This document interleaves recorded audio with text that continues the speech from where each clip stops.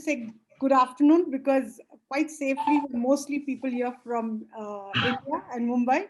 But all day I've been saying only good day because we have now kind of got over 53 countries participants in the Rise World Summit.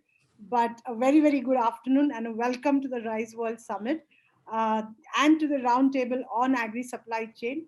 We are really, really privileged to have some very senior people in this room with us right now and looking forward to a really intense and very outcome driven discussion on what we can do to take it ahead, along with knowledge sharing, of course, but also from an action point of view. And to set the context and to take us further, obviously, I will ask Mr. Dev Bhattacharya to take this ahead. But I just want a little bit of maybe little housekeeping in that sense, so that we don't lose track of anybody's thoughts and comments and feedback. I would encourage, if you can, to please do use the chat box.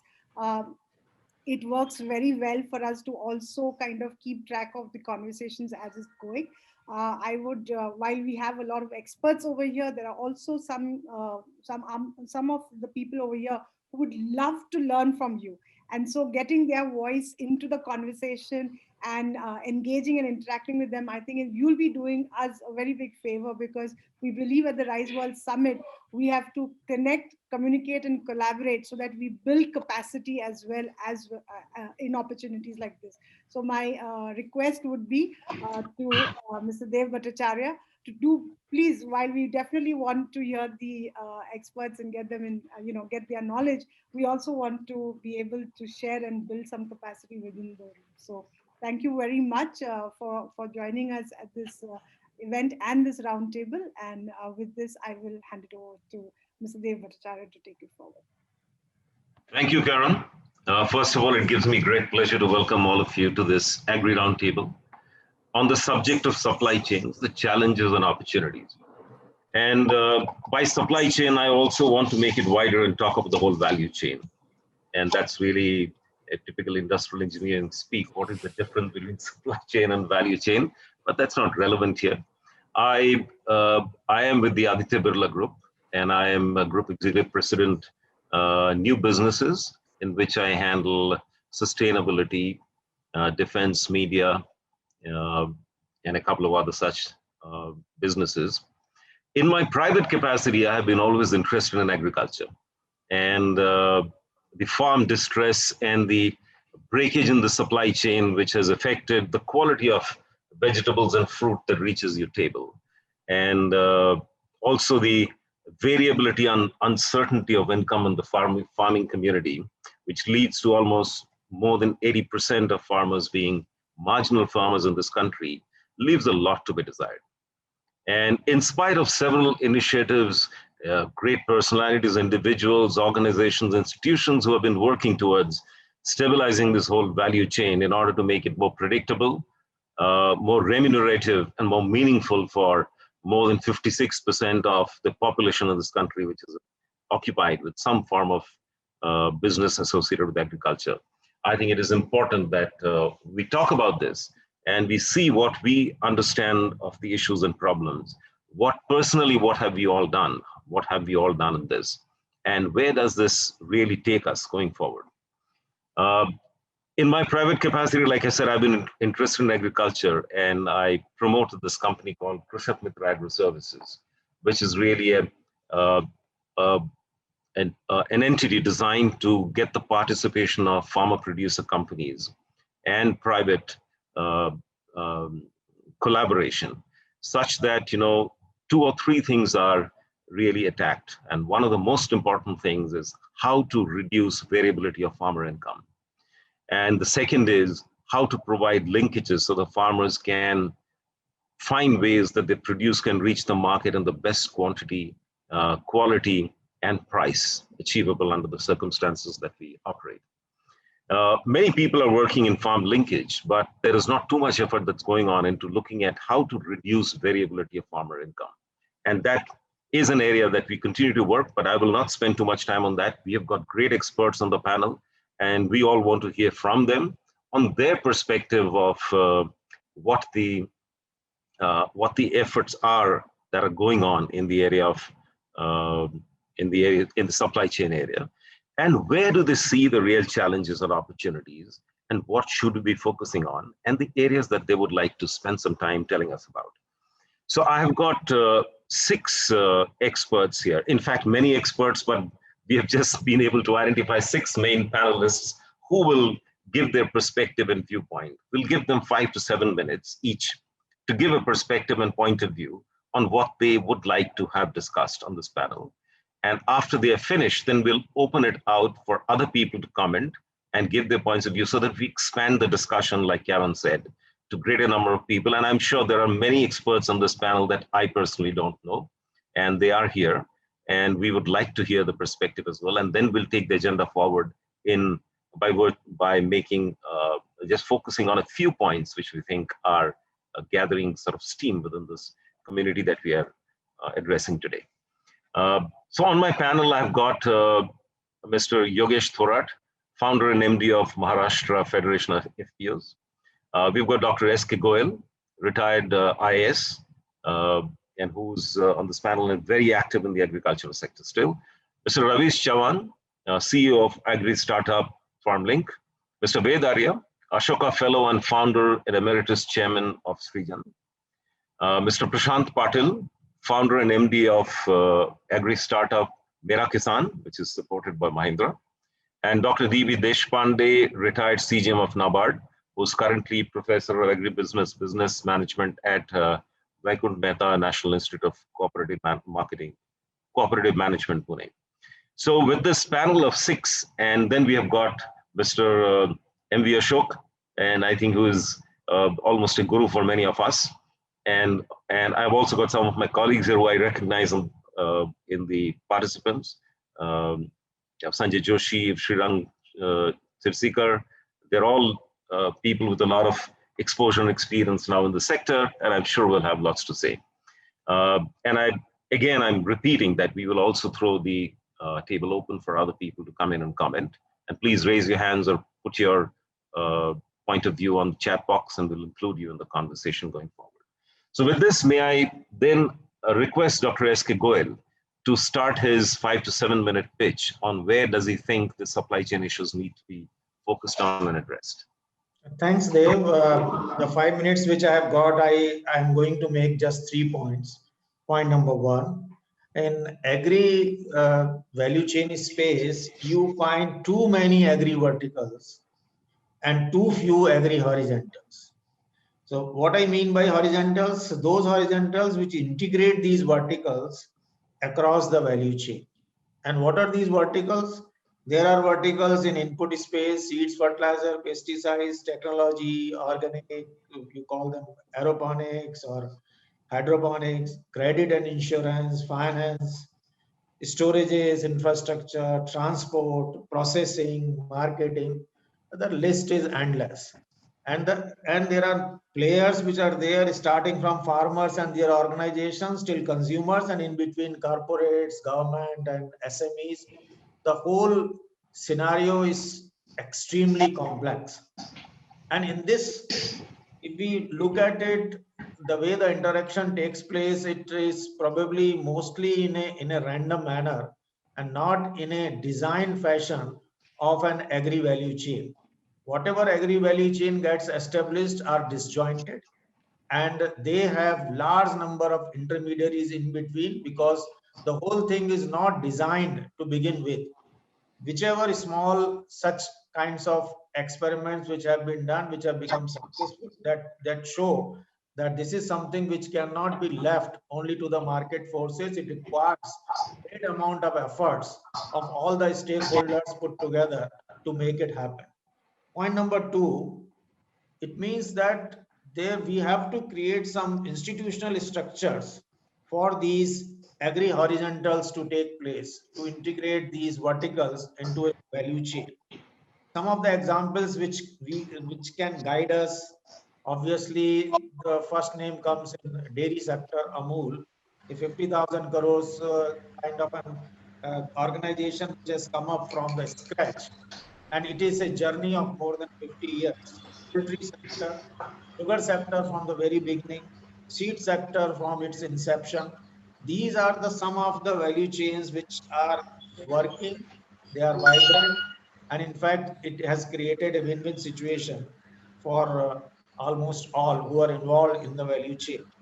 But none of them, or almost none in case of cereals, pulses, oilseeds, cotton, fruits, vegetables, spices, most of the other, there are very few, and very few we will come to that.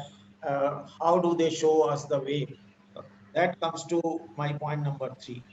There are several alternatives which can be tried out to make these agri horizontals active, so that these agri value chain, which need not be only at the national level, it could be local level, regional level, state level, which can come up, and many of them are coming up. We have Mr. Yogesh Thorat here, who has been able to develop it at a local level, at the level of FPOs, and connecting them to the procurement operations in the country. So the first option is, can we have a digital agri value chain platform? And some efforts have been made. Dehat is there in case of Jharkhand and Bihar, doing well. 2.5 lakh farmers have been integrated in a value chain. Ecozen is there in near Pune in Hinjewadi. There are many others, and there are certain platforms which have been created. One of them being Cropin, another is Kalgodi in Hyderabad. It means there are some very fruitful interactions which have taken place in last few years for this digital agri platform which can promote value chain. Public-private partnership efforts have been made in Maharashtra, in Andhra, and to some extent in Karnataka, and there are partnership platforms which are coming up in where government and private sectors have come together. There is a crying need to have some kind of an agri investment promotion board. We have heard about FIPB, but the time has come when all the players can come together and work around a community, a kind of a community board, which we see in many of the other countries, where they work around all the stakeholders, integrating them into value chains, as I said, local, regional, as well as national. And finally, there is a need of having a cadre of agri architect, something which what the architect does for the building sector. In agriculture value chain sectors, we require service providers who are not sticking to one particular vertical, but their horizon is across the value chain, and they are able to provide that kind of a inputs for anyone of these verticals who are interested to run these value chains.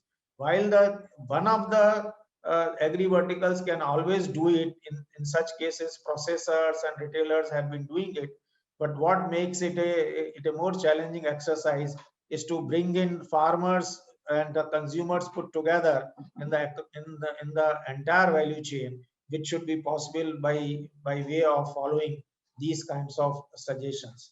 Over to you, Dev. Thank you, Dr. Goyal. Very interesting 4 points. Can I now request Mr. Ved Arya to table his proposition, please? Thank you, Dave, and thank you, Karan, and thank you, Ashok ji, for inviting me to this August forum, and I'm very pleased to be an honor to be here.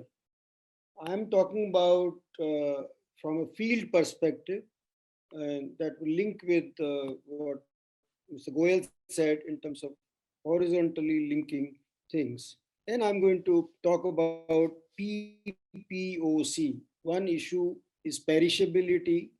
A second issue is price discovery. Third issue is organization.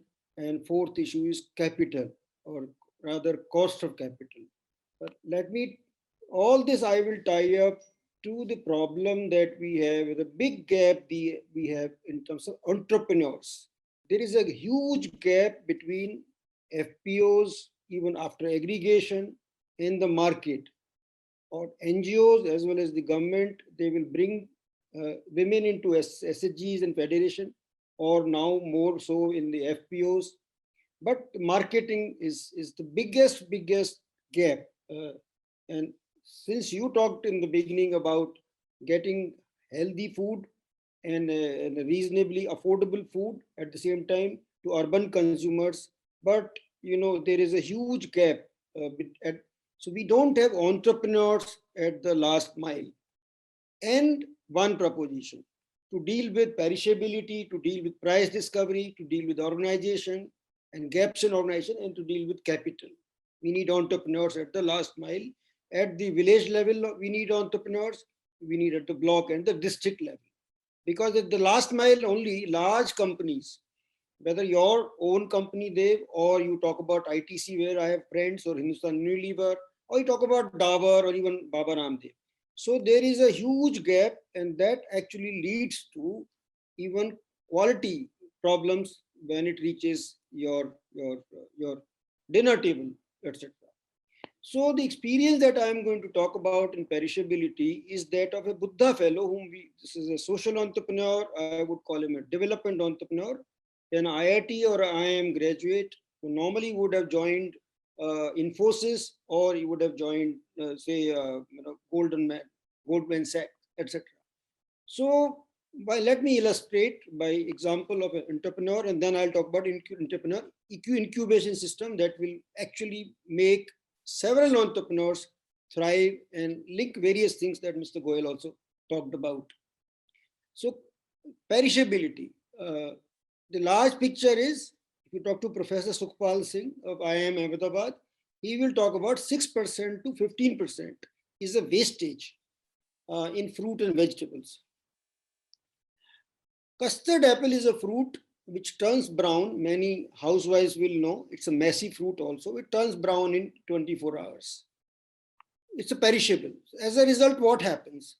The women who are collecting the fruit from the forest, I'm not talking about the cultivation in Nashik, and I'm talking about mostly it grows in central Indian belt, from Udaipur all the way to Chhattisgarh, even to up to West Bengal. 2 to 3 rupees a kilogram is what women get from the trader. 2 to 3 rupees. And how much you are paying in Bombay or Ahmedabad or Delhi?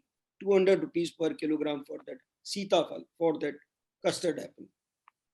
Rakesh Gupta, this entrepreneur, got this technology from ICAR system, what you call IQF, individual quick freezing. Minus 30 degrees, 40 degrees, if you freeze this, it becomes almost like stone. That's why it's called hardening. And then you can store it. He stored last year 25 quintals of the custard apple, the frozen custard apple amount. And thereafter, he could happily sell it to Havmor and Vadilal, because this is Udaipur, and to the caterers who go for organize our birthday parties and the marriage parties, etc. As a result, he could sell that custard apple frozen pulp for 180 rupees to 200 rupees. And if you take the Amul example, same way, he was able to quadruple to quintuple the incomes of the tribal women who were collecting this custard apple. So he was able to give back 10 rupees, 12 rupees, 15 rupees per kilogram. This is close to what we say in Amul also. 80% of the customer rupee goes to the producer, the milk producer. So what has he done in value chain? He has challenged perishability, and he used the technology. And technology, I'm only giving example of processing, but there are examples of preservation also. That is also required in wheat. I will give you, just extend this. If you grow wheat in a non-chemical way, that means you're not adding any pesticide, but you want to sell non-chemical wheat, which Safe Harvest is selling in Bangalore, then you have to store it in a way that you don't have to spray pesticide. So they are using what we know, cocoon technology, in which you inject carbon dioxide so no organism can grow. So I'm giving the examples of technology that we need to reduce wastage and to improve the storage also. That is a big issue in FCI go down. So that is second thing what he did.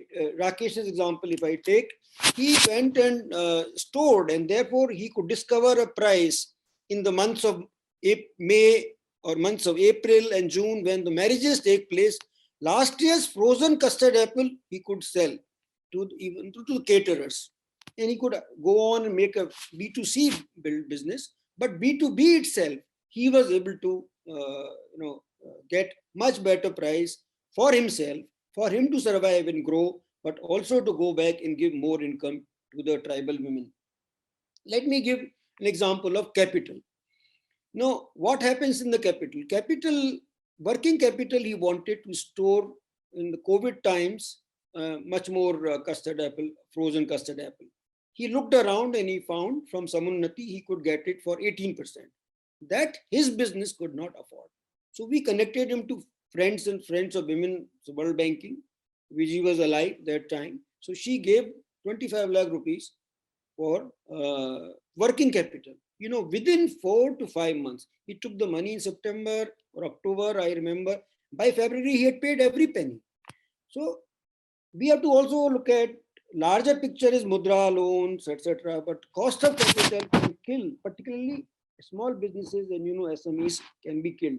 So that is the second point I make. Third point I'm making: perishability, price discovery by marketing, and third I'm talking about finance, cost of capital. And I'm working with, I'm a member of the technical group on social stock exchange with SEBI. Again, we are trying to actually get a social venture fund, which can be of a lower floor. But today it is 20 crore. Can we bring it to 2 crore? Can we bring it to 4 crores? So like Rangde has made the zero interest loan available to small and marginal farmers during COVID time, can we repeat that and more money can come to this space? You will know more about the finance part. Now, we need incubators. So to make it happen at large number of, say, if you talk about 113 aspirational districts, and you have the ODOP concept, you have this one district, one product. To make it happen, you need entrepreneurs in every one of these 100 or 150 or 200 districts, right? Now, how this, you will need incubator that will provide support for marketing, branding, and finance, etc. All this support is required. So I am also now betting for incubators. Now you look at the 1.3 billion people. Goyal Saab, how many incubators do we have? You will name Will Grow, you will name Social Alpha. Okay, I'll include my Buddha Fellowship Program, Unlimited. How many incubators are there? You know, in IIT, IIM graduates, we just take about those graduates, 12,000 people we are producing every year. If we want to give them the dream of becoming entrepreneurs, even 1% of them, 120 every year, they are not enough incubators. So I think you need a policy also to support and finance and get philanthropic capital for the incubators also, that will provide not only the philanthropic capital to come to bring, to develop POCs for entrepreneurs can develop proof of concept, then they can grow. That means cost of capital has to be low and they need to get assistance. So I'll just give you an example of supporting the incubators, Buddha Fellows or the entrepreneurs. We have in our incubator, in Buddha Fellowship Program, incubators who have industry experience. Just one example, I will give you two examples. We have, just to name, we have people who have worked in ITC all their time, all their life. They have experience of having promoted food, all this food products. So one of them is known to me. He provides support to the entrepreneurs and what is sales and distribution strategy, what is marketing strategy, because come up with Arshirvad brand. Similarly, we have a brand consultant who will give that kind of a support, how to do B2C. In case for custard apple, Rakesh wants to move on from B2B to B2C. So I'm saying you need incubators as well. So I will close by saying that you need incubators which will give birth to hundreds of entrepreneurs. And this is linked to the larger picture in the Government of India. National Rural Livelihood Mission has 7.2 crore women in SHGs. According to the secretary, only 1 out of 7 has a livelihood option. And he said, can Buddha Fellowship Program work with us in every one of those districts where the SHG federations are and build marketing linkage? That's the biggest gap that they have. Only when they discover better price, solve the problems of perishability, and the cost of capital can be low, then only that kind of value chain can be established. And in the there are several examples I could give. Just in NTFP, non-timber forest produce, custard apple is one. But if you look at tamarind, You look at LAC. There's so many other places where things are not well organized. So I will say that there is a huge need to build this ecosystem where on one hand you have SHGs and women in the villages, they are producers, as we know, they're women farmers and they're collectors of tribal non-timber forest produce, but also you have to need entrepreneurs to take the produce to the market and get much better return, and we can discover the better price so they can double their income as the Prime Minister's dream is. Thank you very much for giving me this opportunity. Great points, Mr. Alia. I think both these issues are very important for entrepreneurship and incubation, and all the other things that you mentioned, and the specific examples, which are very, very exciting. So we'll come back to you on some more things that we ought to do in order to make this movement more widespread and what private sector can do. Perhaps some of us can hear your point of view. Can I move over to Mr. Prashant Patil, founder and MD of Mera Kisan, to please take the microphone. Thank you, Dave. Thank you very much. And I think, first of all, I would like to appreciate Mr. Ashok, who has been in touch with me the last 2 weeks in terms of attending this seminar. So first of all, I would like to congratulate all the organizers who were able to get this session in such a wonderful way. So as the topic says about, I think, the challenges, what we are facing in the agri supply chain. Just to give a brief about what Mera Kisan is. So we are into the main objective of Mera Kisan is to bring farm prosperity through market linkage, and at the same time to provide safe and healthy chemical free products to the consumers as well. And so we have been into this market linkage last 4 years, and the first 2 years we worked in the conventional fresh fruits and vegetables. And now last 2 years, we are in 100% into organic, non-perishable products. I think, and my background has been into IT. I was in Australia 14 years, quit my job, came to India to pursue my career in agriculture. So now, I think from the day one, I think the 3 major challenges what I have been facing, and as an organization, I think most of the people can agree on this, was one was the quality, the fulfillment, and the last is the price. And now as we are moved into the organic, the traceability is the major challenge what we have seen it. And in organic, the supply chain is pretty much really much quite organized. And to start up with the numbers, I think we all should be proud that India has got the highest number of organic farmers, with 846,000 organic farmers, and with close to 1,800 organic farmer groups. And each of these farmer groups contains a minimum of 300 to maximum of 500 farmers in that. And in terms of the supply chain, the entire supply chain is completely monitored, and it is regularized, and as well as traced as well. So APEDA has done a very wonderful job in terms of the traceability part of it. So there is a digital platform, not only for India, for the global as well, which is called as a TraceNet. So in terms of the organic, the produce, or when we have wanted to buy, it has to be buy only from the certified organic farmers. And so each of the farmer goes through the 3 years of certification process. So as we talk about in terms of the supply chain, we have farmers, we have processors, we have traders, as well as the people. When we talk about traders, it is all about both, which includes buyers as well as prepackers as well. So the entire supply chain has to adhere to the regulatories and the compliances, and all these people who are into the supply chain need to have these the organic certification, and this organic certification is actually monitored by the third-party certification agencies. And in India, we have 29 certification agencies which are doing wonderful job in terms of endorsing and auditing the farmers as well as the processors and the traders.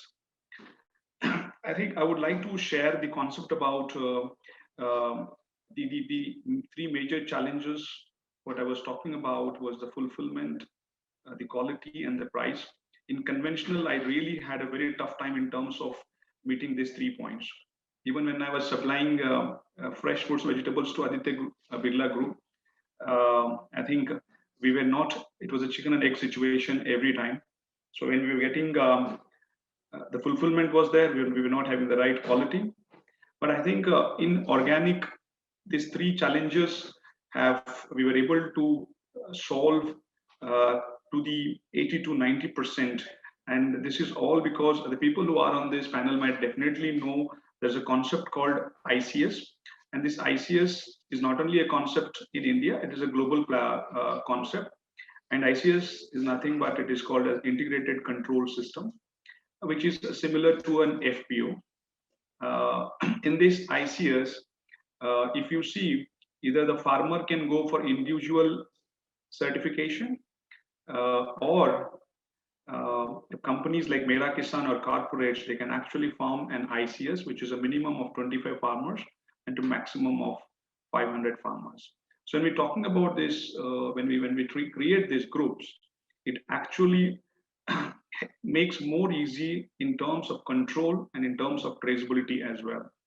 So for example, Mera Kisan, now we are working in Akola, where we have around 4 ICSs, wherein it becomes more easier because all this Mera Kisan does the hand holding to all these farmers in terms of organic training, organic practices, and even in terms of helping them in terms of engaging with the organic inputs as well.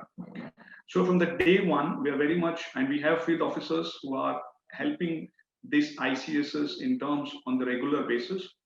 And on a practical basis, the farmer has to maintain a farm book on a daily, on a weekly basis to manage their farm activities as well. So, so the challenges which we had, the pre-harvest challenges, we were able to solve through this ICS, where our field officers have a regular update in terms of the farms. And even when we create an ICS, so it helps in terms of the marginal farmers who hold a land holding of 1 acre to 5 acres. So they can also come as a part of this ICS. So we have created so currently we have around 22 ICSs across India. So major we have in Chhattisgarh, we have in Madhya Pradesh as well. So the integrated control system has helped us in terms of meeting the fulfillment as well as right quality as well. So the produce which is coming, we are very much aware about it because so we were in the part of the organic practices of the farmer as well. And in terms of the post-harvest, so we have been supporting the farmers, and in the post-harvest activities includes the processing part of it. And again, every product comes up with a different processing techniques and the processing units. So for example, currently we're working with Davangere Chitradurga Group. I think this is a very beautiful case study, which we all should know about it. So there are more than 8,000 plus organic farmers who are growing millets. And the government of Karnataka has helped them in terms of setting up a processing unit as well. And from that processing units, all the big players like Big Basket, Mera Kisan, and most of the other companies buy the millets from this processing unit directly, which is being procured by the farmers as well. I think in terms of the digital technology, we have launched our own digital platform called Organic Pandit. And this took almost 4 years to build this platform. And so this platform has been built considering the regulatory and compliances of both domestic and international, where we have brought all the stakeholders who are all the stakeholders in the entire supply chain or on a single platform, and a blockchain technology which helps them in terms of the notifications on a regular basis. So they don't have to go out of this technology or this platform in terms of selling or in terms of consultation or in terms of inputs or in terms of farm activities. So we have brought all the stakeholders from farmers, processors, traders, government agencies, institutions, labs, as well as farm equipment, organic input companies as well. And it has got a beautiful marketplace as well, where the farmer can sell. So when we talk about the market linkage and the 3 market linkage, what I have seen is basically now is the e-commerce, then the exports, as well as if you want to reach directly to the consumer also. So this platform helps the farmers as well as the other stakeholders to be engaged as well. So I think, as I said, ICS is the core thing, which if you want to solve the supply chain, this would be the right way to do it. Not only in India, internationally, ICS has been a very good concept to roll out. And I think other thing, what I feel is, I think yesterday I was talking to Dev about it. Very importantly, understanding or building the strong clarity in the supply chain is missing from many of these. So as we build more clarity and making, I think we should make complex more simpler. But I believe I've seen many times people making it simple more complex. This is what I wanted to convey, Dev. And Sure. any additional thing if you want Sure. to talk about it. But yeah. Thank you, Prashant. The very insightful. You're one of the few people who have not only worked in the organic area, but also created a platform, the kind of platform that I think Dr. Goyal was referring to, and across the value chain. And you've got all kinds of traceability issues also introduced to the platform. It's very impressive. Thank you. I think we'll come back to you on some of your horizontal platform effort. Can I now request Mr. Yogesh Thorat, founder and MD of Maharashtra Federation of FPOs, to take the speech, please. Yeah, thank you. I think the topic related to issues associated with the agri value chain. So I will focus on 2-3 core issues, and secondly, what are the prospective solutions to address these issues. We are a Maha Farmers Producer Company Limited, which is consortium of 500 plus farmer producer companies in the state of Maharashtra, and we are dealing with farmers institutions. We are dealing directly with the farmers through farmer producer companies, and we are addressing primary issues associated with the agri value chain. So accordingly, one of the biggest challenge for the Indian agriculture for the value chain, that is small and marginal farmers, because when we are talking about the businesses, then we need collection and aggregation. So on that front, small and marginal farmers, small landholding, that is not sufficient for aggregation perspective. So if we have to make the aggregation, then we should have some institutional arrangement. So accordingly, right now everybody is talking about farmer producer organizations, both cooperative institutions and companies under Company Act. So this is one of the solution right now everybody is looking. That means if we have to make economies of scale for the business activities or for the agribusiness, then collection aggregation is must. And for collection and aggregation, we should have very robust institutional framework of small and marginal farmers. So accordingly, FPOs is one of the solution. Secondly, agri entrepreneurs. So we were talking about incubation system and ecosystem of the entrepreneurs. So definitely beyond FPOs, we need to create more institutional setups. Even private players should come forward. Individual entrepreneurs should come forward, and they should link the farmers with some institutional arrangement into their business models, and that may create some of the aggregation or collection and aggregation of the commodities. Secondly, one of the major issue we are finding, that is the infrastructure for the value addition. So basically, issue is associated with the value addition, and in value addition we have to see two parts: firstly infrastructure, and secondly service providers. Because if we are looking the post harvest losses in the supply chain, those starts from the infrastructure. So we are lacking proper post harvest infrastructure in the country for processing of the commodities, collection, primary processing, secondary processing of the commodities, and further supply chain management activities. So we need to focus on the infrastructure, and fortunately a lot of policies are coming. Agri infrastructure fund is coming through investment perspective. Still another impetus and innovative solutions are required for the infrastructure development. In the value addition, we are lacking service providers associated with the value chain, because Dr. Goyal was mentioning about value chain starts from farmer to the consumer. So farmer to the consumer is very complex value chain, And to develop that value chain, we need to have integration of all the stakeholders. And if integration is there, then definitely we can address the issues. And for integration, we need to have technological integration, we need to have market integration of the players.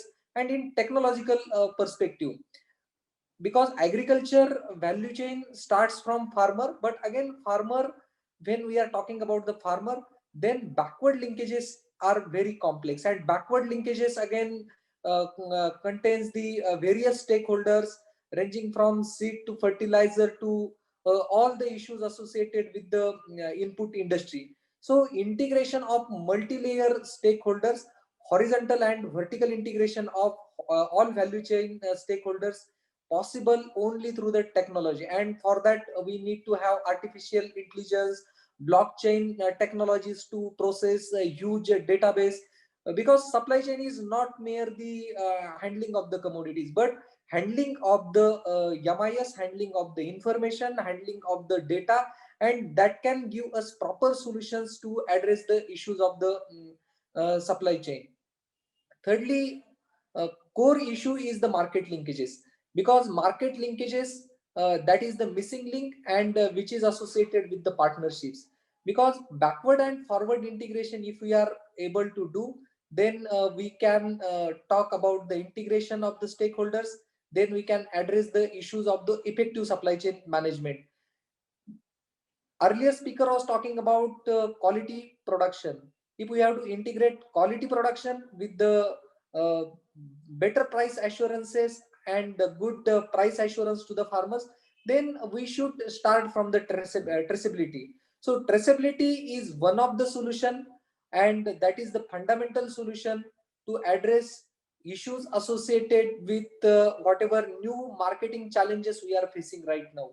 So on that front, I think market linkages is very important. And for the market linkages, we need to have partnerships. And if we are making the partnerships of backward and forward linkage players, then we can address those issues. And according to me, there are four key solutions to address this issue. Firstly, institutions. We need to have very robust framework of the institutions, wherein farmers can integrate into the value chain through institutional arrangement. And I mentioned that farmer producer organization is one of the solutions, and we need to innovate another solutions and another platform wherein farmer can claim the ownership. Because unless and until we are not giving ownership to the farmers, then we cannot start effective integration of the value chain platform. Secondly, we need to have very robust partnerships, partnerships for the business activities, partnership for the processes, partnership for the processing, partnership for the data mining, partnership for the electronic platform. So entirely we are talking about the development of the business ecosystem wherein farmer and consumer can be linked. Thirdly, we are talking about the reforms, because reforms is one of the solution wherein we can integrate effective supply chains.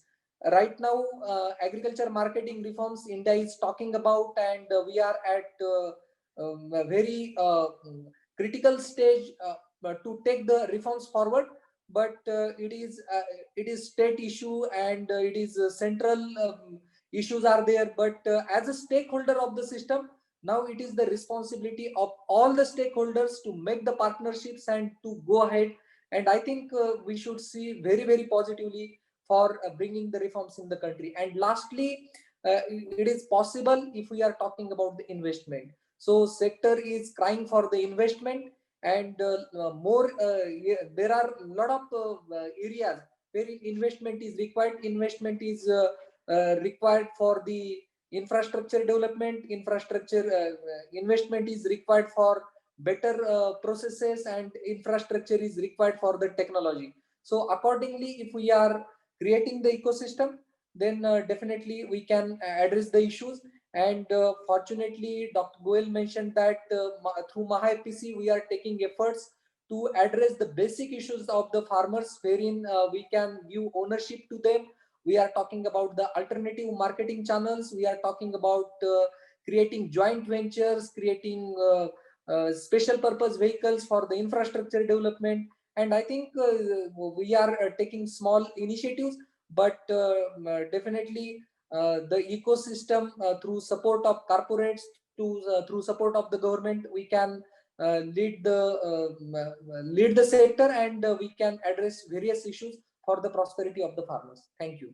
Okay, so Mr. Thorat, thank you. You made a strong case for FPOs being the mechanism for transforming and reforming the agri sector primarily. And, the result has still been somewhat muted, but you made the case for why that is so, and the need for institutional framework, the need for greater number of service providers to come in and provide services to the value chain, market linkages, and post-harvesting infrastructure. Excellent points. We'll come back to some of that because we also do a lot of work with the FPOs, and there are some points of view that I'd like to bring subsequently. For the time being, may I request now Mr. Dr. D.V. Deshpande to come and speak to us. Good afternoon, good evening. We are moving towards evening now, and it is really, I feel very elated to be on this platform where, like Karon mentioned, that we are part of a 60 country network. So it is a great feeling. Actually, I thank Mr. Dev Bhattacharya of Aditya Birla and IDOPRO Institution Impact Solution, Krishak Mitra, for this RISE World Summit. So this is very timely and very important topic. We always feel, and it is not that first time we are discussing. This is always a very hot topic. So what I want to do in 5 minutes is I want to share with you one anecdote or one real case which is happening, and then also share my perspective about institutional support system and what can be done further in this space to kind of capitalize on the work already being done. So it is really heartening to listen to great people like Dr. Goyal and Thorat Saab, Mr. Thorat. He is our always great resource person for sharing ground level feedback, and Mr. Prashant Patil and our friend and guide, Mr. Ved Arya. So it is nice to hear to listen to everybody. So I want to quote one case of Abhinav Farmers Club of which is in Bodkewadi village in Pune district, hardly about 20 kilometers from Pune, and one Mr. Very famous person, Mr. Jnaneshwar Bodke. He is the gentleman who has promoted this Farmers Club under NABARD's scheme of Farmers Club, which originally was only a technology platform for bringing farmers together. But he has taken that under his leadership to a new level, and 1.5 lakh, 150,000 farmers are now connected with that Abhinav Farmers Club. It has got its own website, and I will share that in chat box also. It is worth a visit that how he has linked up the entire supply chain or value chain, like to call. I want to share here that the general feeling one gets as a student of agriculture or as a practitioner of agriculture and as a NABARD officer I have got in 30 years is that farmers are generally production oriented and not customer oriented or market oriented. Is like farm to fork, farm to fork. So you produce in farm, and then the product is taken to the fork, that is the consumer's table. So we had good fortune of listening to Dr. Ashok Gulati, who brought a new phrase that we need to shift from farm to fork to plate to plow. What is this plate to plow? Plate means first you think about the consumer who is actually consuming it, the person who is eating it, and then you plan accordingly. So you plan backwards. Market oriented or customer centric planning is required. That is the fundamental proposition I am making here, that if we shift our farmers thinking that way, then it will really work wonders. So this Abhinav Farmers Club has precisely done that. And it is very interesting that first he ties up the farmers, the customers. First he ties up the customers. So there is a digital, we are all talking about digital platform. So he has created a mobile app called Abhinav Cart. You can download it on your mobile also on Google Play or that Play Store, etc. So you if you want to register, you want to get that vegetable and vegetable fruits and all the our grocery things from his platform, you need to wait. There is a waiting list. So at least 10 to 15 days you have to wait. So how it is different? So as a consumer, I register that I need these things, 2 kg of onion, 4 kg of this one, etc. Then he will kind of link up the farmers who are producing those things, and he will precisely prepare packets of 2 kg onion or 1 kg tomato, etc. Whatever is complete list for me, and put in a cart, put in a crate, a plastic crate, and take it in a van to a delivery point which is nearer to my home, which have been identified on a map, which are tracked continuously. And there are specific delivery days, delivery times. So, and payment has to be made in advance. So the customer doesn't default in collecting the packet on this side. So in this process, what has happened? He has first tied up with the market. So this beautiful learning I got from him, I wish to share in this August platform. This is number one. But this, you can say that this is only a solitary example and it is possible in Pune, not in other areas. So that is very, very true. He is in a place called Pune, but he has replicated this experiment across the country and in other countries also. He shared with us that he has replicated it in Uttarakhand. While I'm happy to share with you that right now in Vemnicom, we are having a program where Uttarakhand collectives, women are there, and they are sharing that how hard it is, how hard their life is there. They have to walk 7 kilometers to take their, say, bag of mutter, fresh mutter from their farm to, they have to climb up physically, means they have to actually climb up, and there is no transportation possible. So they take it on their head and take it to the road, and then it is picked up by the network which which has been created under a project of Uttarakhand government known as UG, Uttarakhand Gramin Vikas Samiti. So a IFAD supported project is there and it is happening. So what I'm trying to say is, but this experiment of Abhinav Farmers Club opens up eyes that we can have a plate to plow kind of model in our country. Now I want to share with you or discuss with you that the institutional framework which Mr. Thorat mentioned or Dr. Goyal mentioned, vertical and horizontal, that is a great framework. So lot of effort has gone in our 70 years of independence now. So great people have done a lot of work, and we are blessed with great institutions actually. Just to quote a few like NABARD, SFAC, and this NCDX platform. Now this NCDX platform has opened up a new paradigm in agricultural marketing. So NCDX platform combined with WDRA system. What is WDRA? Warehouse Development and Regulatory Authority. So there are accredited good quality godowns which will be very crucial in the entire supply chain of agriculture. And it is combined with a certification agency, something like NCML, which is a subsidiary of NCDX, but there are some other agencies also which do this work.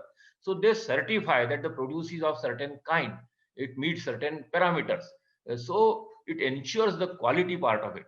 So you have a lined up institutional network and connected with this is finance, that is banks can lend against this stock. So farmers are not under stress to sell at low price, which is happening at the time of harvest. So this is true for our field crops like paddy, wheat, or pulses, etc. So this this kind of network we need to club. Now combine with this with the 10,000 FPO movement, which has started a few years ago. And I mean, this year it has been announced at 10,000, but earlier, already in 2002 onwards, it has started. And NABARD and SFAC have been promoting these institutions. Now we are having at least 8,000 such institutions as of now. But 10,000 more are to be promoted, that is different.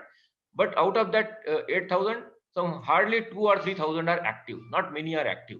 But there is a huge institutional, social institutions or social capital has been prepared, has been created with the support of these national institutions.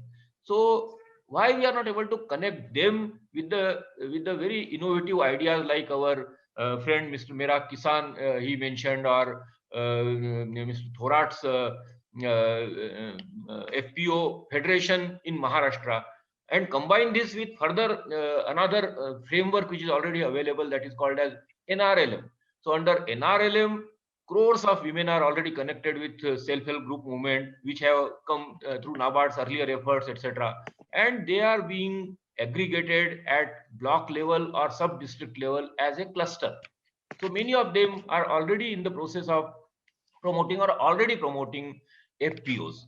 So they also have their own system and support system, their institutional support system for connecting the dots in all these matters. So these are some of the points which I wanted to mention. I also want to mention one important thing, that one Wadi project. I wish to take 1 minute to share with that entire supply chain. We talk of supply chain. So right from planting good quality mango and cashew in a tribal area of Gujarat and Maharashtra, a project was created by an institution known as BAIF, Bharati Agro Industries Foundation.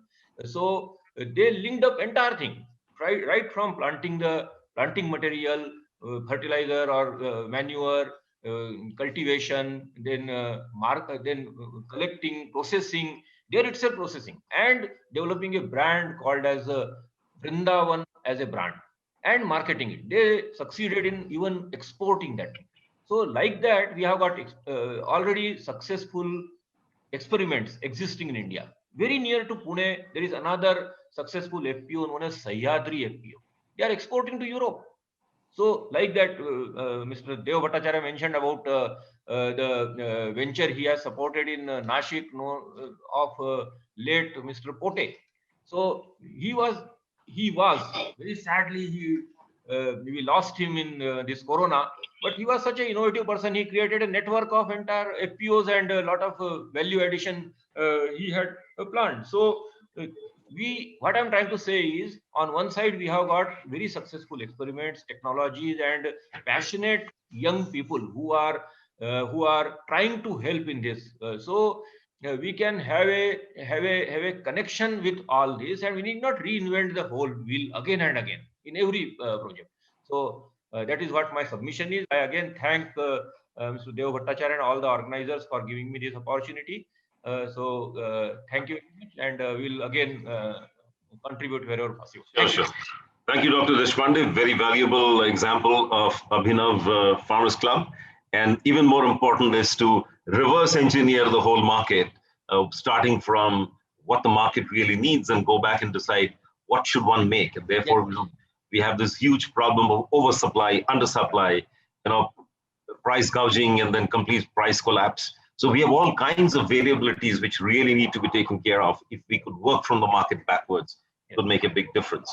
Very good points. Can I now bring in Mr. Ravish Chavan, CEO of FarmLink, to come and make his points, please? So first of all, thank you so much, Mr. Dev and Ashok sir, for inviting me, and warm welcome to all the panelists over here and all everybody over here. I think some amazing thoughts shared by everybody before me. So earlier I had thought, so I come from FarmLink. We are a tech-enabled supply chain solutions company who work with farmers on the ground, and we also create market linkages at the front end. So I thought I will, speak about how we are doing tech-enabled stuff at the farm level and all those things. But after listening to all the speakers, I thought, I will actually speak about the various small things that we are doing and the various small things that really need to be done at the farm level, and mindset of everybody involved in this entire chain. Mainly the three main characters: the farmers, the consumers, and people like us who are the intermediaries. So see, from all the work we have done over the last four years, right, or more than that. And before that also, so I also, we have our own farms and all. So I have worked on the field since I'm in my school days. So the one thing that the farmer requires, or the one thing that the farmer aims for ultimately, is to really make more money. That's what a farmer wants, because given all the things that he faces, right, all the problems, all the uncertainties. I mean, whenever I speak to a farmer, we can feel that the ultimate need is to make more money. And as a company, we analyze that there are four ways we can help a farmer make more money. One is either help him cut the cost involved in the activities, right? Second is maybe help him improve the yield on the farm. Third is maybe help him improve the quality of the stuff he sells. And the last thing is maybe help him sell at a higher price. So these are the four things anybody can do, to really support the farmers. Now, this can be done by working with them individually or working with them through platforms like FPCs, FPOs, or in all these ways. Now, as somebody who also works on the market linkage, when we actually sell this stuff to the end consumers, what we have also noticed is that, I mean, can share some insights from all the work that we have done. Like, the farmer wants to make more money. The consumer, anytime we go and sell him something, or farms like us, the consumer wants more value compared to what he get when he buys stuff otherwise in the local markets. So when I say like making more value, just like the farmer, for consumer, making having more value is either he gets stuff at a lower price, or he gets something of a higher quality at the same price, something like that. So it doesn't matter. Like, I come from Mumbai, so we do a lot of work in Mumbai, throughout Mumbai. So be it South Mumbai, or be it central, western, or northern suburbs, everywhere we are seen.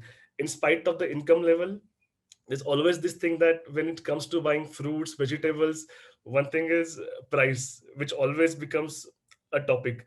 So when we actually combine all these things, we really understand that what we could do to really solve this problem and to help streamline this supply chain is that we probably, all said and done, probably we can just do so much little on the front end in terms of selling things at a higher price.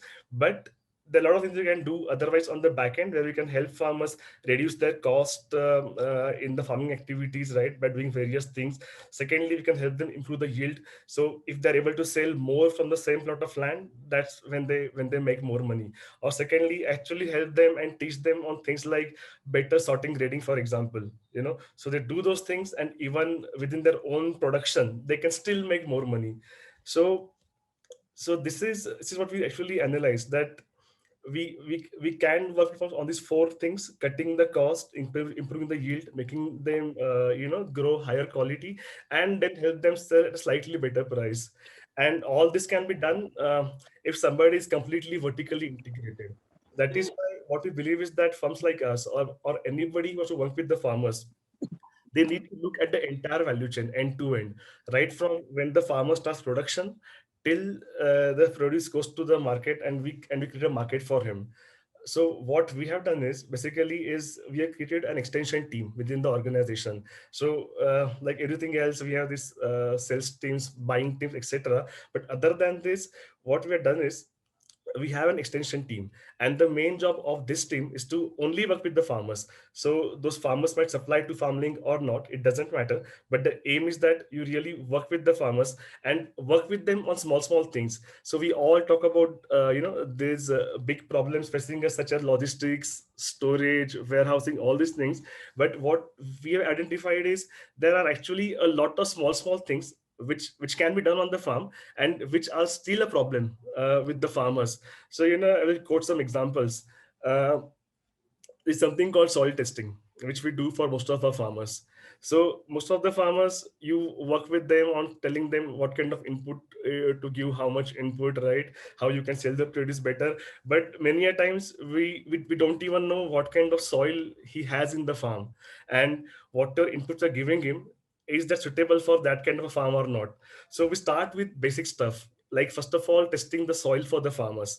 Then based upon the soil testing results, we advise them what kind of nutrients and macro-based stuff to be applied to the soil, right? And then when you start the production cycle, simple things like spacing between the plants and all those kind of things.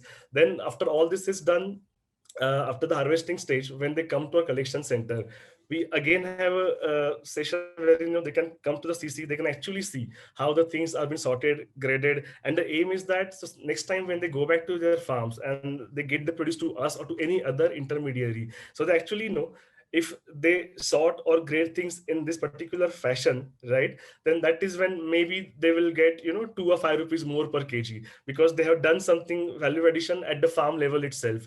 So I think the need of the hour is to really work with the small farmers and the medium farmers, and to work with them on all the small aspects, right from the production stage, then on to harvesting, post-harvesting, and then also showing them what has to be done right when they sell the produce to any intermediary. Now coming back to the market linkage thing, see, there, what we have observed is, as I said, ultimately, if you sell something to the end consumer, the consumer wants either equal value or more value, and which is only in terms of either pricing or quality or consistent supply. So this is what an end consumer wants. So for the farmers, it is really important to understand that either if they do something value addition, like in terms of growing something residue free or organic, they might get some more value, or the other ways to really understand what the consumer wants other than what is really available in the market right now. So rather than growing everything that is anyways growing right now, so we also tend to focus on things that what could be future trends in the market, or is there something we can do to incentivize the consumption of certain value added thing, which could then end up getting more income for the farmers. So we do a lot of this kind of things with the farmers, and I think there has to be this platform where farmers really get information regarding things like what works in the market, what doesn't work, even within what works, what can be done so that they get more value. So I will share one more small example what we have done at a collection center. So typically a CC is where farmers come with their produce, we sort grade and take the stuff from them. So we actually converted our CC into a learning center as well. So we opened a small library in our collection center at all 4 centers. So there we have kept certain books, certain agri magazines, right? And also a couple of extension guys who always sit over there. So a farmer, when he comes to give stuff to us, he can also actually go through all these things. So thereby, there is small things wherein we can impart certain learnings, certain modern trainings to the farmer, and the small things typically then make them stick them with you. So yesterday we had this nice discussion. So as a company, we do work with certain FPOs, but largely we work with farmers, and that too with a lot of small scale farmers. So one interesting thing was that how do we manage to work with the small scale farmers on our own? So one thing I would say is that in today's world, be it farmers or anybody else, you only trust something when you see it. So the real need of the hour is to also work very honestly with the farmers, and also for the farmers to honestly work with their partners. So what we have observed is, if you work with them day in day out, and once they see the results, initially you might have 5, 10, 15, 20 farmers working with you, but there is a big word of mouth spread when you do some really honest stuff with the farmers. So once they see that this company is paying on time, right? Or the extension team really means when they teach you something or when they advise you on something, you do those things and you realize that, oh, that thing added value for me. And this word of mouth thing really spreads quite fast. So it's also need that all the intermediaries, they really work with the farmers at the back end, at the front end as well. But most of all, they actually work with the farmers. Thank you very much, Ravish. Excellent work. You're working very closely with the farming community, and the linkages that you're providing and the support that you're providing are very, very real and practical. Excellent. Very well done. So thank you, panelists, for all your points. I will start picking up points and throwing it around for further discussion. I've been trying to summarize. If I miss something and if I am not paying attention to some very important point, please do point it out. But before we open this for further discussion amongst other members who are attending this, may I request Dr. M.B. Ashok to tell us a little bit about the FPOs, which seems to be a very important mechanism of aggregating farmers' effort and all the value addition that we wish to do. Where is it and where is it going? Thank you, Mr. Dev Bhattacharya, and the organizers for giving me this opportunity. Actually, I'm not part of the official panel, but nevertheless, I'm really indebted to have been given an opportunity to express some of the points. But being the last speaker, I'm afraid that most of the others have killed most of the issues which I did want to make a point on. But I'm good. I'm glad that I am the last speaker, because what I have been able to do is validate many of the thoughts which I have been having. And let me make it clear to you. One thing is, I have been an agriculture graduate and I have worked in this agricultural field for the last 35 years. Have been in NABARD for 35 years before retiring in 2017, and have been very closely associated with farmers in Jharkhand, in UP, in Maharashtra, in Kerala and Tamil Nadu, and have been having a fair idea about the psyche of the farmer. And my observation has been that the farmer is not a fool, but he's an innocent chap. He knows how to produce. Maybe he does not know what to produce, as Dr. Deshpande rightly mentioned, that they may not really know what the consumer wants, and he just produces something what the others are doing. But he knows how to produce. That's not the point. But the point of issue comes when he has to market it, when he has to sell his produce where he is beaten. And especially for small and marginal farmers. And that is where the importance of aggregation of farmers into farmers groups or much larger institutions called registered institutions called farmer producer organizations, which has now gained deep roots. And all it needs is a little bit of incubation and little bit of support, nurturing, so that it is able to grow well. And as Dr. Goyal rightly mentioned, there is a dearth of institutions or integration mechanisms on account of which these problems are happening. And sadly, I have been observing for the last 10 years, there are no dedicated incubation agencies for farmer producer organizations. You have them for agri-startups, yes. You have them in IITs.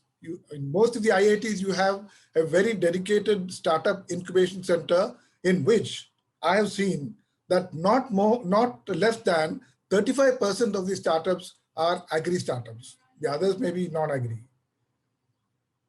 And in IIMs, again, the same issue. So when these people are being provided the right type of a scenario, they're able to grow up well. I'm talking of the agri-startups. But unfortunately for the farmer producer organizations, we do not have that kind of a facility. And that is what is lacking in the country right now. Now, what is happening is some of the private incubation agencies do take up nurturing or incubation of the farmer producer organizations. By way of trial and error, they're able to understand something and go ahead. But as I said, we do not have a dedicated incubation system for FPOs, and that is perhaps the need of the day. And as Mr. Yogesh Thorat had mentioned, there have been some attempts at doing this exercise.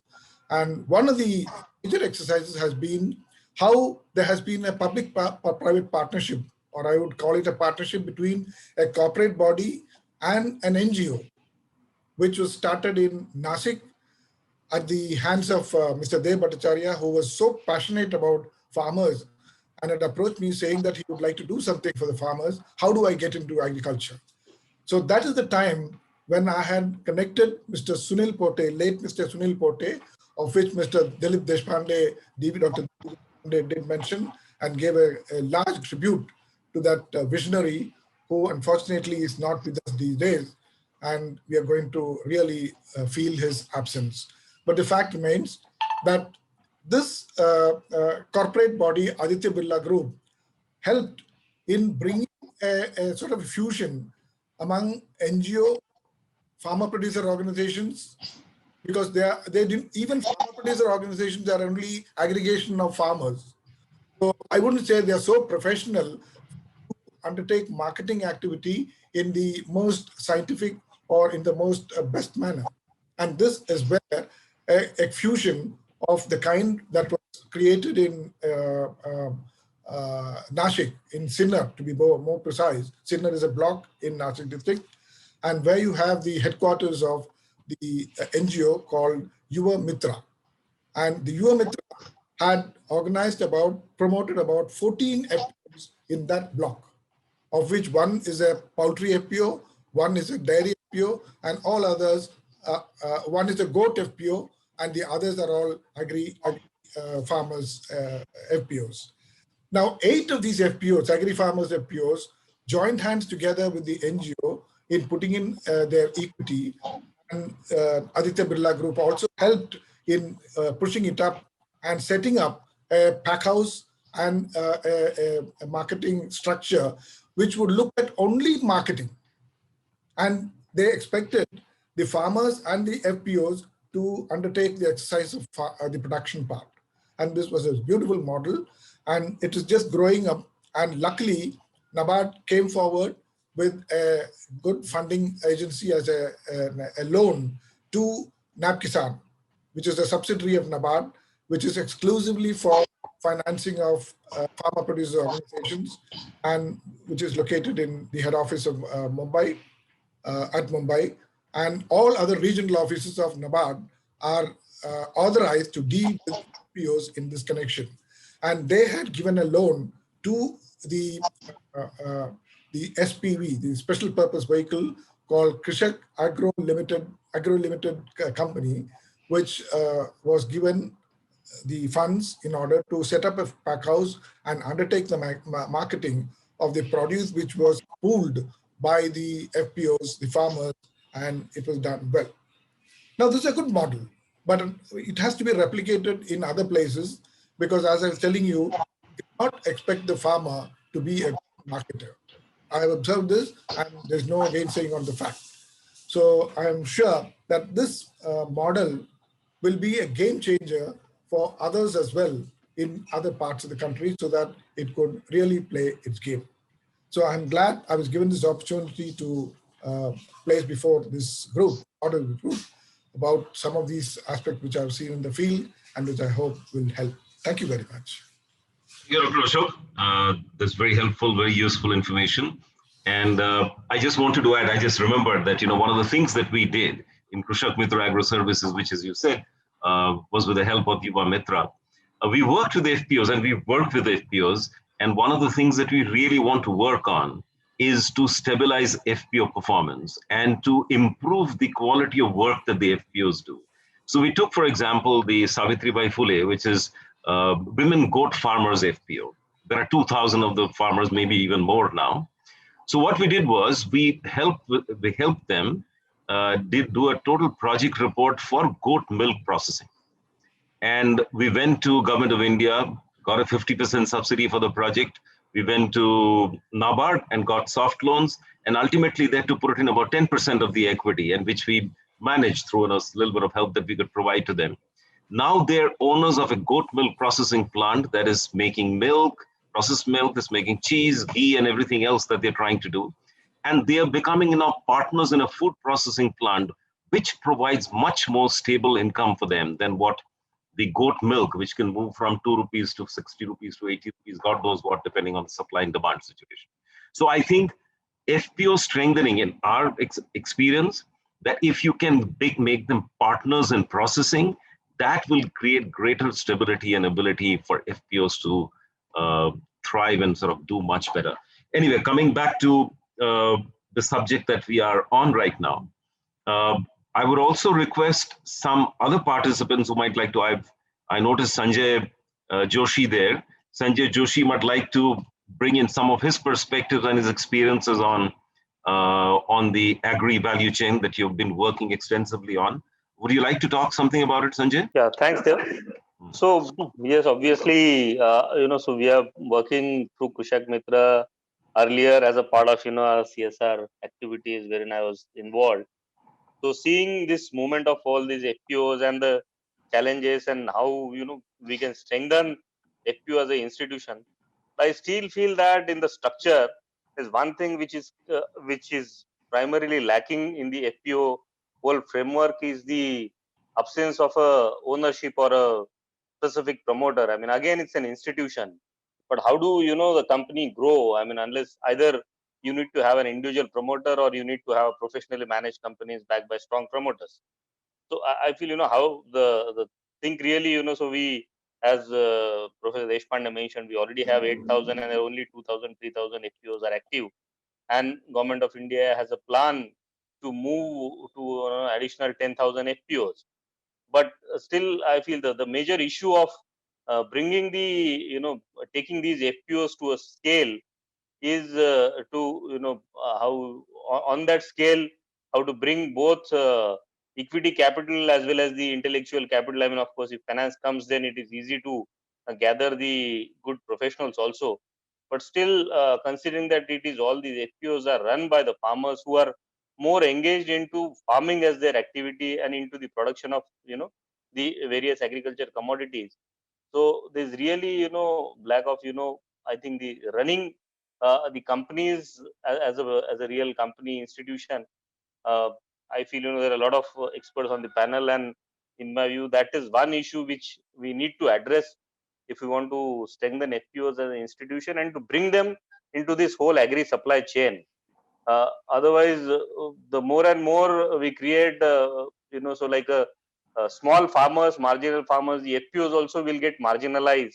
And how many FPOs should be there in one catchment, in one geography, so that all of them will become marginalized? So Maha FPC is one effort wherein they are federated, but again created a different structure because FPOs on their own are not able to sustain.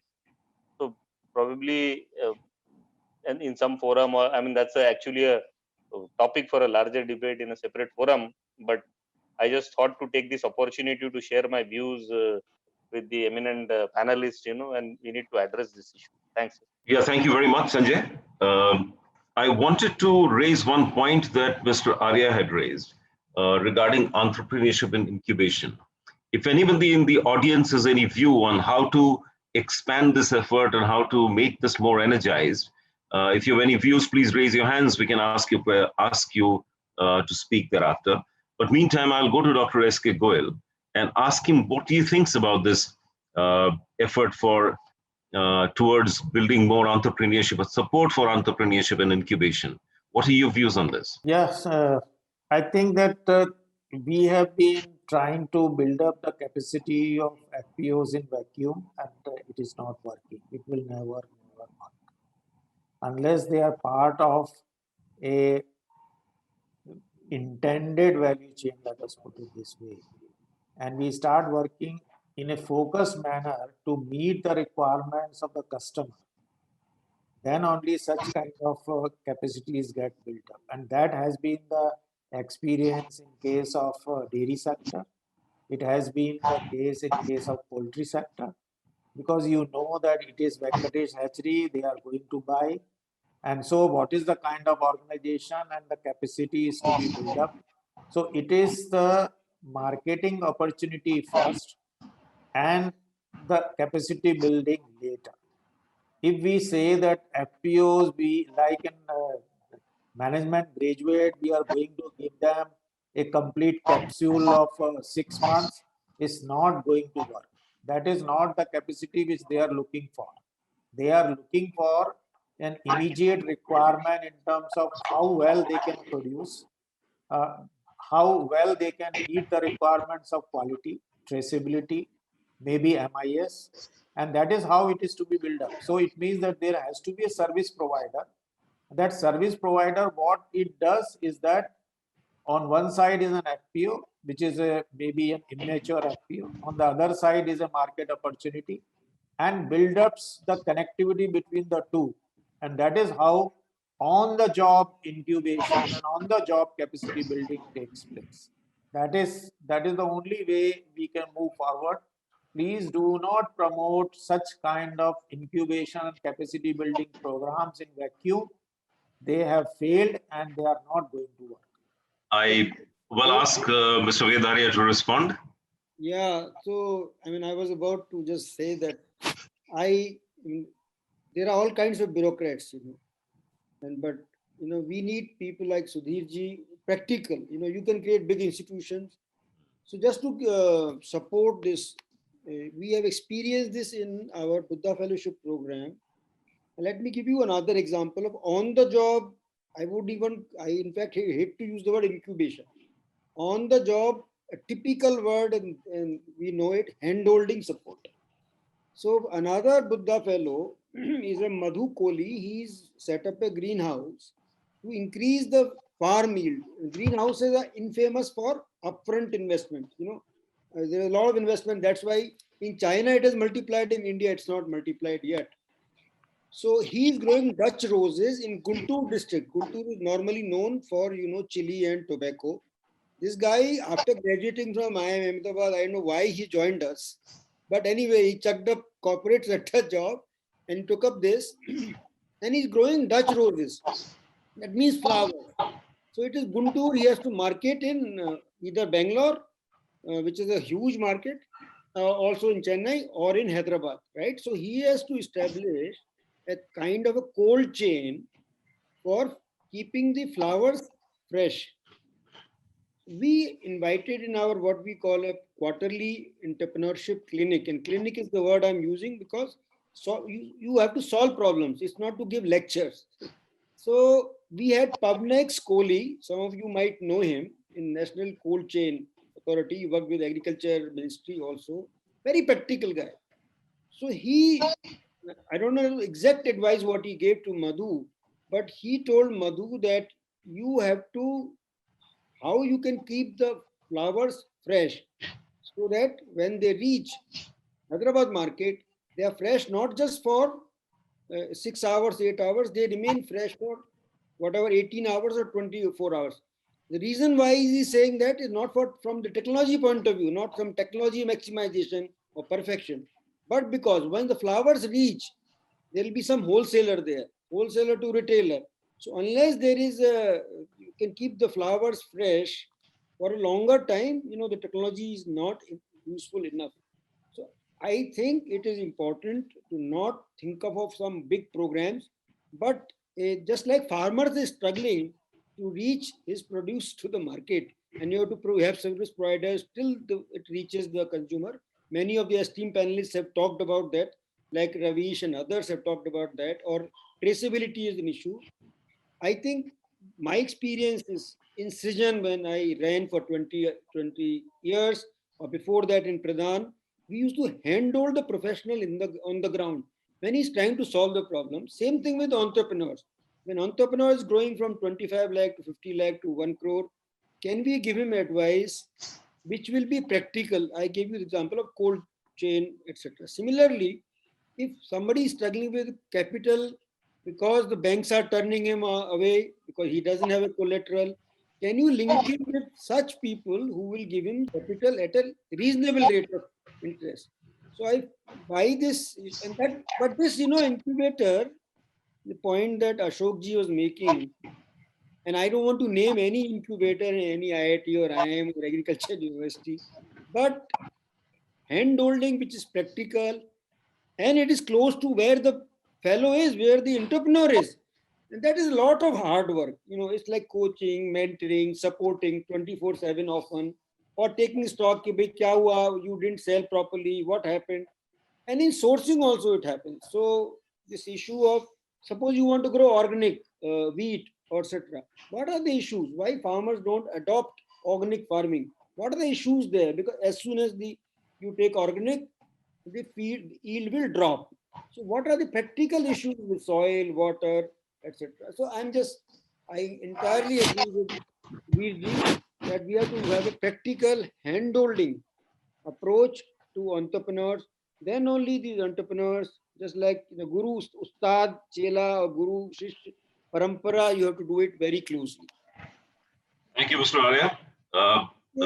Good clarification on some of the points that Dr. Goyal had raised. Good valid points from both sides. I was going to ask Mr. Suhas Joshi to talk about what he sees in agriculture which is sustainable, and what is his view and support for the organic market that Prashant spoke about. All right, over to Mr. Suhas Joshi. Your hand is up. We're waiting to hear from you. Thank you. Thank you very much for the time, opportunity, and all the interesting conversations. Now, I will make my talk very short and make just 2-3 quick points. One thing I believe the right option and way forward is IPM, and so that's more pragmatic, more practical, integrated waste management for the future of the agriculture, where the mix of biological controls and some chemicals, the mix of both the strategies could be used for crop protection, and that it doesn't compromise the yield, the quality, and also the overall the chemical levels in the plants. So IPM would be my preferred option than say a pure organic or purely chemical controlled agriculture. The second thing I would like to make a comment on the farmer producer organizations.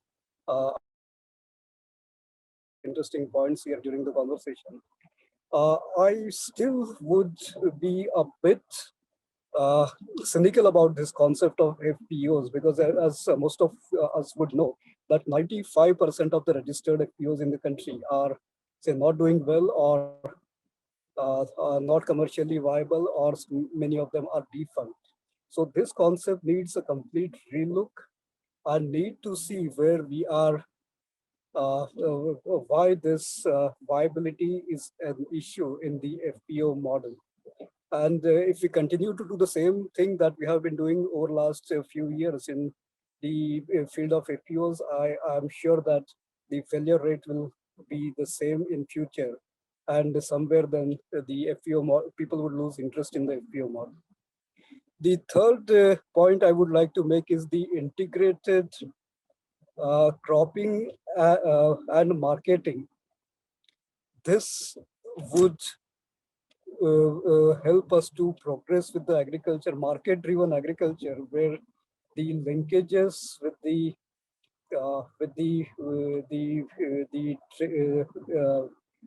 retailers and buyers and market inputs, crop production according to the market demand and market requirements. Integration of both of this would make the agriculture more profitable, more viable for the farmers, and this would bring overall prosperity to the farming community. I will stop here. Thank you very much for the chance. Well, thank you very much, Suhas. Good, insightful, and counterpoints, I must say. But nevertheless, very interesting. Thank you. Dr. Sapna Poti. Yeah, thanks, Dave and Karen. I heard quite a bit of whatever was being spoken, but unfortunately I was in and out because of work. But what I found interesting was that I come from the angle of startups, and since I'm from the Principal Scientific Advisor's office, we have actually garnered all the technologies, be it market ready or in the labs, in a movement called Kisan Mitra, and we have housed all of that in a digital platform. So I found this interesting that people think that going to a startup or an entrepreneur where the technologies are being built is difficult, and they need to reach out to the farmers. Absolutely a solid point there, because we have been trying that quite hard. So what we've been doing is these 2,000 odd agriculture technologies, we have requested NASCOM Foundation, IIM Bangalore, National Institute of Agriculture Marketing, all of those who work with the farmers as well as work with startups who understand both sides of the story to actually reach out to the farmers through this. We've also requested IFCO to kind of work with Doordarshan and fund some of these episodes where these technologies could be showcased. This is during COVID, of course, so we had to do a lot of it virtually. Now, of course, we'll be working very closely with the KVKs as well as with IFCO field officers and those on the NGOs like Pradhan, etc., to look at how we can do these demos and proof of concept and so on. A couple of points here. One is that we need to have some kind of a database of the proof of concepts which are across the country, not only from IITs. I mean, our repository, of course, is from the IITs, CSIRs, ICARs, etc. And we have livestock technologies, we have agriculture technology, like right from drones to small farm holding technologies and so on. Very interesting stuff, scientific research, etc. But the whole idea is to ensure that we record some of these proof of concepts, and if the technology has been proven in certain geographies, then we work very closely with the KVKs to spread that word and also get some quick outcomes so that the startups are motivated. The whole idea here is to engage the youth in social development space, also in areas like agriculture and so on, because they could have easily done something else for all they care, but they've been spending a lot of energy and time and efforts and patiently wearing this out. And we also are very particular that when the technologies are encouraged, it's basically we talk about where did you get the problem statement from, which are the FPOs you worked with to get an understanding of the problem statement, which geographies can you address, what is it in the market that similar technologies that are there, and how are you unique, and so on, and where do you need the support. And all of that is basically recorded in the Kisan Mitra platform. And agriculture, I think there's something called Agriculture Suvidha, or Kisan Suvidha or something like that of Ministry of Agriculture, and they've requested for Kisan Mitra to be part of that story. Yeah, I'm very happy to give it to anybody. It's an open source thing. There is a trust in Bangalore which houses this digital platform, ICST. So we are happy to engage with whoever wants these technologies and would like to take it to the ground, and we'll be really grateful if that can be done. And in addition, we've also built an app which is called an Atmanirbhar app. The app basically connects to different databases: Ministry of Statistics, Ministry of that is Jal Ministry for groundwater and surface water. We have begged ISRO and Meteorological Department. Despite the fact that we are from the Office of Principal Scientific Advisor, it was quite a task to get these databases, because we wanted raw databases. And then, of course, there was another challenge of getting IT organizations understand our farmers. And I'm very clear that my customer is the farmer, so you dance around my customer. And hence, any program that we have, we always start with the farmer and what he thinks, and then comes the VIP or whatever. So in this app as well, it's the language of the farmer. Unfortunately, there's a lot more that can be done with this database. You could have cropping patterns. You could use artificial intelligence to take permutation combinations of the moisture, the water, the soil, and all of that, which is there in this rich database. So I was hoping that the Ministry of Agriculture, or maybe CII also has an agri initiative, some agri alliance or something. So I wish somebody takes this on as phase 2 and maybe engages Vadvani AI or any of these AI organizations to work very intelligently with this database and give them cropping patterns. The idea is to remove the middleman. We need not have these fertilizer organizations or the middlemen who are, creating all the confusion in the minds of the farmers. Let them get their data. This is their data. It's about their soil, their moisture, their water, and their, weather, and so on. So let them get, different combinations of cropping patterns which are possible and in a voice-based manner, so that it's easier for them to understand. So that's, in a nutshell, that I wanted to speak. Thank you, Dr. Poti. Very useful. Thank you very much. I'm sure lots of people will want to connect with you, and I can see some requests already. Mr. Sachin Sharma is here from ITC. If you have any observations, Mr. Sharma. Thank you for giving the time. I think it's been quite an enriching experience to hear so many speakers. So a couple of points basis what we discussed today. One thing, I think the focus, be it FPO or say farmer entrepreneurship or improving incomes of farmers from agriculture, the focus has to be on demand-driven agriculture. That has been, and the value chain approach. In fact, we focus on these two aspects, and many of our successful, interventions is where we have seen actually, where we focus on looking at, say, either varieties, practices, say cropping patterns and other interventions, which are connecting with the market demand, so that farmer has a better, say, linkages to sell, which we also provide. And the entire programs are been designed around that. Like one of the example is our 12 Mahine Haryali, wherein we started working with the changing cropping patterns, introduction of a new different varieties, which are more aligned to the requirements of, say, wheat milling, for example, and look at even the short duration paddy varieties to accommodate right wheat window and so on. So, almost 2 lakh farmers are associated for this program only, and the incomes have really doubled for almost 30,000 farmers. So the point is that yes, demand-driven agriculture and value chain approach really makes a difference. Similarly, in FPO also, I think one of the reasons why many of the FPOs are not very successful is because of the market connect. I have seen horticulture FPOs growing grains and then finding out a right market to sell. So therefore, in the nutshell, I think the point is again a value chain approach for FPO formation, which starts from connecting to the right value chains, and then creating farmer collectives, groups, and strengthening the institution is the key, rather than building it and then finding out what to be grown and where to be grown. Another is trust and transparency, which has been key for any successful organization, including FPO. Many of the member farmers do not know even they are part of FPO and what FPO is doing.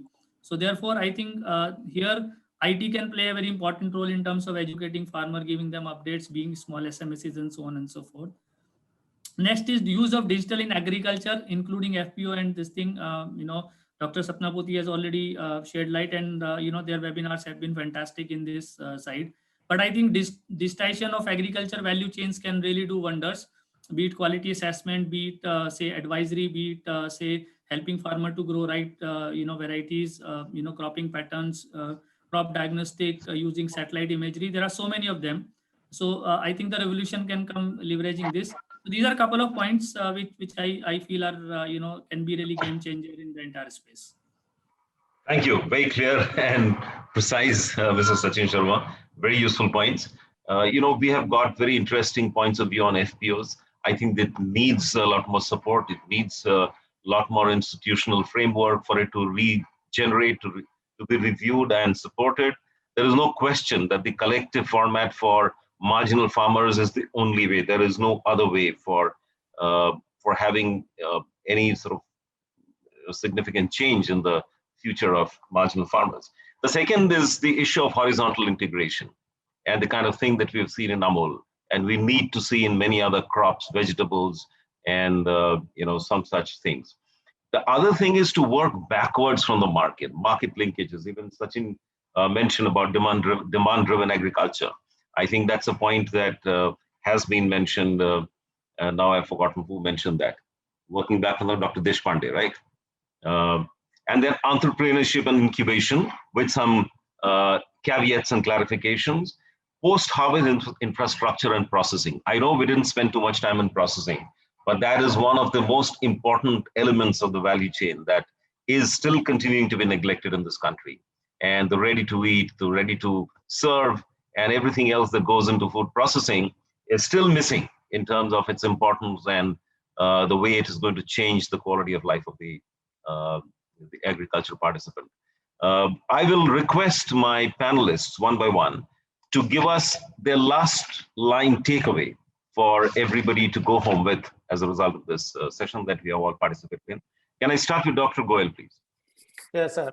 Only one point. Each one of us should try to find out a market player. And once we know the market player, which is connected to the consumers, try to connect them to the farmers in whatever way we can. Thank you very much. Prashant Patil. I think, as you mentioned, very important is that there should be a strong improvisation in the rural processing units as well as the rural logistics. That's the take for me. Thank you. Yogesh Thorat. Yeah, value chain integration of all the stakeholders is the key to address the issue of effective supply chain management of the agriculture. Thank you, Yogesh. Dr. Deshpande? Yes, sir.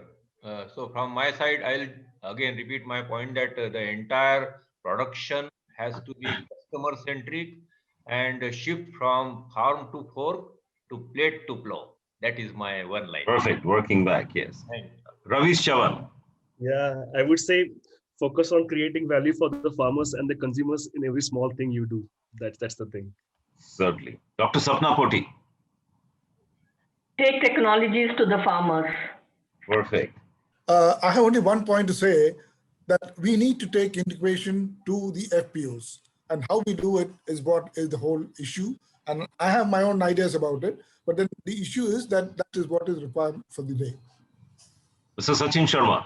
I think, one is focus on demand-driven agriculture. And also, I think it's time to provide a platform of solutions rather than point solutions, from farmer point of view. Great. Mr. Alok Bhargava, you haven't spoken. Ex-ILFS CSR and a mentor and supporter of the initiative that we do in the Center. Thanks, Dave. I guess such a large agenda has been laid out right now that it'll take 2 hours to just summarize all this, but it was a great session. Thanks for chairing it so well. Okay. Thank you very much. So over to you, Karen. I am done, and thank you, the excellent panel and all of you participants. It's been a fabulous session. Thank you, Dave. I think this has been a fabulous ending, almost ending to our 36 hours programming that started yesterday morning at 9 o'clock and will get over today at 9 o'clock in the evening. And I would definitely want to thank each and every one who has participated in this roundtable, but above all the experts who have made it a point to share their knowledge, and we did it in such an interactive manner. So thank you. I think we saw the chat people responding saying that 2 hours have passed and nobody even realized it. And initially people used to say, oh my gosh, people cannot sit more than 40 minutes in a webinar or in a chat, in a presentation.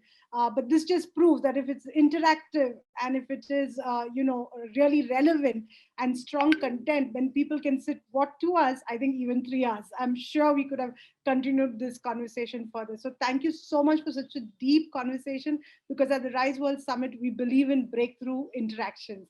I also want to very quickly extend a special invitation for our closing plenary, where we will be having Professor Philip Kotler, the marketing guru, of course, who will be addressing us. We have Mr. Amitabh Kant's message as well as Mr. Bishop, the country director of the UN World Food Program, talking at the thing where we will be having the RISE Awards, as well as the Glenmark Nutrition Awards by Ms. Cheryl Pinto, the director of Glenmark. So there's a lot that's going to still happen to close the World Summit, which, as we said, has been over 1,000 people from across 60 countries in this summit. So I extend a warm welcome. I have also put the link in the chat itself, so you can directly come to it, not necessary to go through the event platform.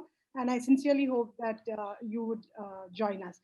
Beyond that, I just want to say thank you once again. This is just the beginning. I don't believe that the conversation we have here is going to stop here. They were rich conversations. I'm very sure that it will be taken ahead with the help of Mr. Ashok Mittal and so many others who have been involved in organizing this and taking it forward. Thank you so very much once again. Good evening, and do join me. Can we do a photo time? Photo time? Yes, absolutely. Absolutely. I please request everybody to turn on your video so we can do a quick photograph of everybody. Thank you. Excellent. Videos on, please. Videos? Excellent.